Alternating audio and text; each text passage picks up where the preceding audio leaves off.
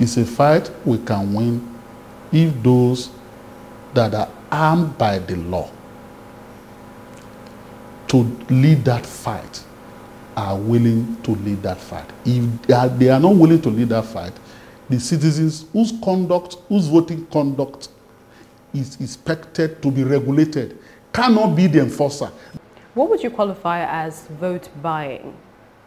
Vote buying is legally defined and statutorily defined as far as the provisions of the Electoral Act 2010 as amended are concerned.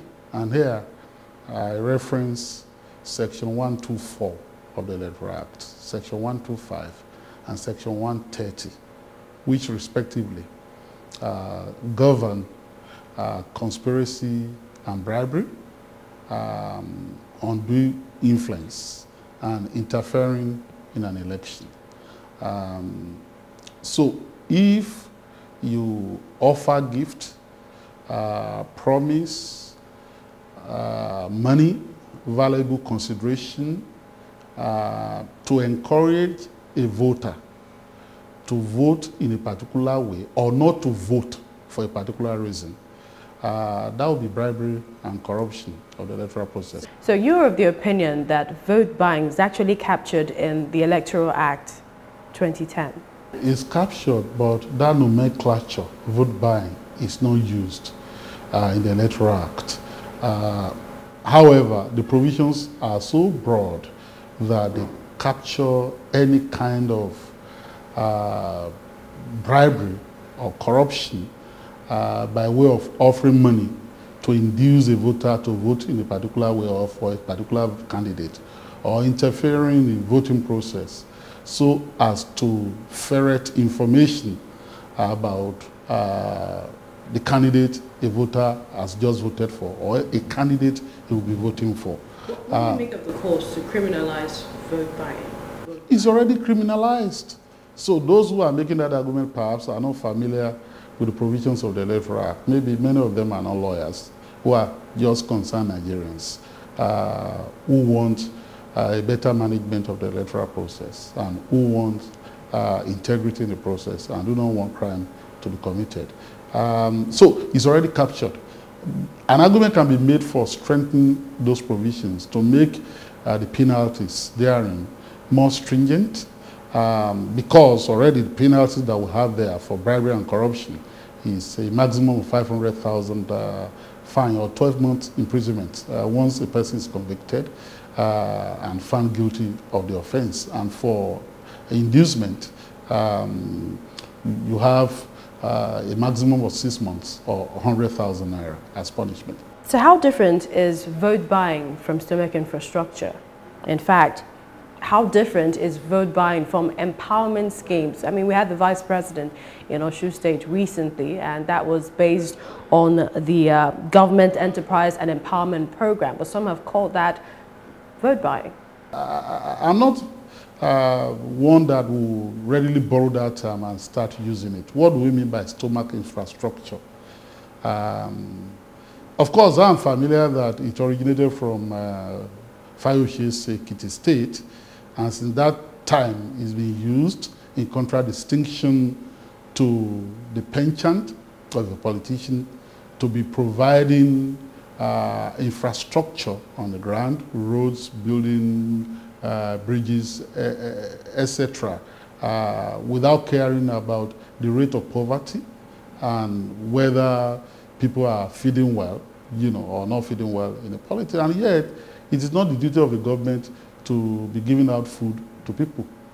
We don't give food stamps in Nigeria, although that's another argument that I don't want to dabble into, whether we shouldn't be doing it in a country where the young and the old are as malnourished as this, and life expectancy is so short. But the point is that when you talk about stomach infrastructure, it is meant to deride the idea that we need basic infrastructure, and that what matters for politicians is not those infrastructure. Don't build schools, don't build hospitals, just give them money, buy their loyalty, provide for them. Christmas is coming, give them live chicken, the Muslim festival is coming, either Kabir, either Fitri, give them rams and all that, and they will be satisfied. You know, that is taking politics to a very crude and irresponsible level. They can quarrel about the timing. They can quarrel about the coincidence. And therefore, they can argue that the vice president should have postponed that exercise since he still has another time to do that. So if it's coming on the eve of the election, so that argument can be made that it may influence the way voters turn out in the election for a particular party. However, I'm not one of the schedulers of the vice president. I don't know where he goes in the country at any point in time. And so what the Electoral Act envisages is not what the vice president has just done. So aren't all elections some form of transaction, better policies? People prefer, you know, would want better health care, good roads and all of that. So special policies by some governments. So they are transactions, but you don't commoditize the issue of the electoral will of the people. You don't commoditize the issue of the electoral conscience of the people. So it is not a merchandise. It's not something that you reduce to, you know, the electoral system is not a marketplace.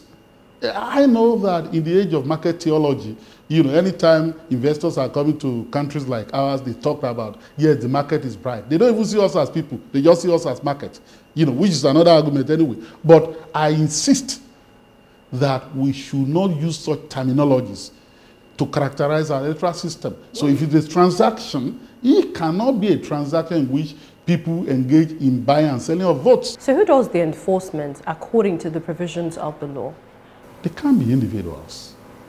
Under the law, generally, individuals can effect an arrest and hand over those arrested to law enforcement agents. Judges can arrest, justices of the peace can arrest, but in an election, we often treated to the spectacle of so-called show of force.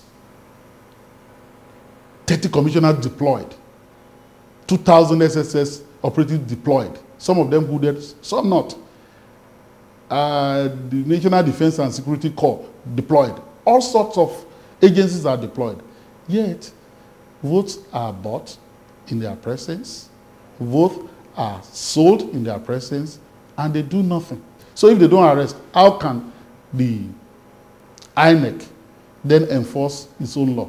How can the Attorney General or Director of Public Prosecution prosecute anybody when no arrests are made? So everybody talks about it. Nobody does anything about it. So it is the responsibility of the state, nay, the irresponsibility of the state that has allowed this thing to fester. Let me just give you the graphic example of what happens.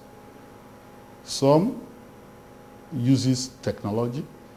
And I've said that the law is so broad that it covers that. For example, on the influence under Section 125, talking about the secrecy of voting.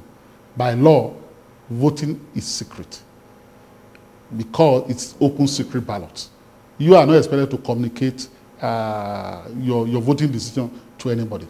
Now, interference then occurs when anybody asks a voter the question of who is voted for or who will be voting for, or who by any other means, including phone or anything, gets information about voting and communicate to somebody else. So in a typical vote buying session at a polling unit, what happens?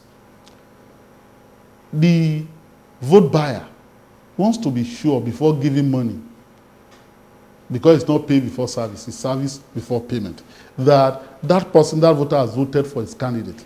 And so that voter is then expected to photograph his ballot paper indicating the party is voted for, or the candidate is voted for, and then later show it as proof of his consideration that is furnished so that he can then get the money. That's one. So your question addresses that if phones and electronic appliances are not allowed into the voting center, maybe that may reduce the thing. But that's a palliative. those who are not ready to arrest people, who are giving up 5,000, 2,000 as it happened in Ekiti, in their presence, are they the ones who will be willing to enforce the ban on? So we're kidding ourselves. But assuming that as a possibility, that may impact on it a little.